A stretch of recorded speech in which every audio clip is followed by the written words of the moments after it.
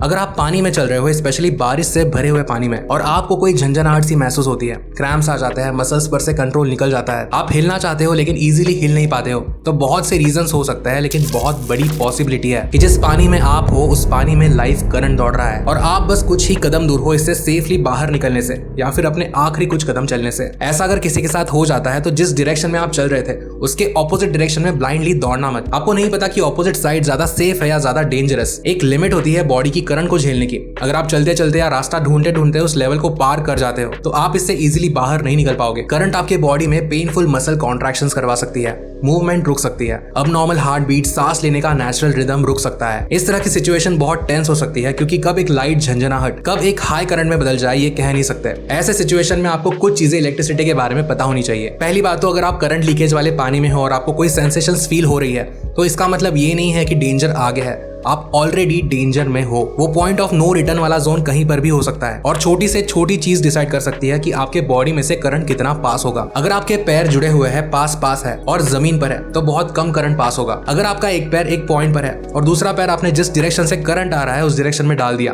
तो ज्यादा करंट आपके बॉडी से गुजर सकता है। इसी को बोलते हैं स्टेप पोटेंशियल। बस एक गलत स्टेप और आपको ज्यादा करंट लग सकता है। तो छोटे छोटे माइक्रो स्टेप्स, जमीन पर से पैर निकाले बिना घिसते घिसते आगे जाना सेफर है। इसके अलावा अगर आपने अपनी बॉडी को पानी में और ज्यादा डुबाया, अगर ग्राउंड को टच किया, इन सब से भी करंट ज्यादा बढ़ सकता है। किसी पोल को, रेलिंग को, व्हीकल को, किसी भी कंडक्टिव चीज को अगर आपने हाथ लगाया, जैसे पानी से बाहर निकलने के लिए आपने लोहे का खंभा पकड़ लिया, तो करंट आपके बॉडी से और भी ज्यादा इंटेंसिटी से पास होगा। अगर आपने जो फुटवेयर पहना है वो भी गलती से अगर आपके पैर से निकल गया या जहां से करंट आ रहा है वहां के लाइव वायर की पोजीशन ही चेंज हो गई तो भी आपको ज्यादा करंट लग सकता है। अब ज्यादा मतलब कितना ज्यादा, हार्ट रुका देने वाला ज्यादा या फिर सिर्फ टिंगलिंग सेंसेशंस देने वाला ज्यादा, ये बहुत सारी और चीजों पर डिपेंड करता है। लेकिन हम कभी भी हाई रिस्क को अज्यूम करके ही इसे सेफली निकलने की कोशिश करेंगे। आप 112 1912 पे कॉल करके भी बोल सकते हो कि XYZ एरिया में लाइव करंट पानी में लीक हुआ है और आप या कोई और इस पानी में फंसे हुए हैं, प्लीज सप्लाई को तुरंत डिस्कनेक्ट कीजिए। नियरेस्ट लैंडमार्क और लोकेशन आपको मेंशन करना पड़ेगा। और एक बात, अगर आपको किसी भी तरह से किसी भी तरह का रिस्क पता चले कि इस एरिया में है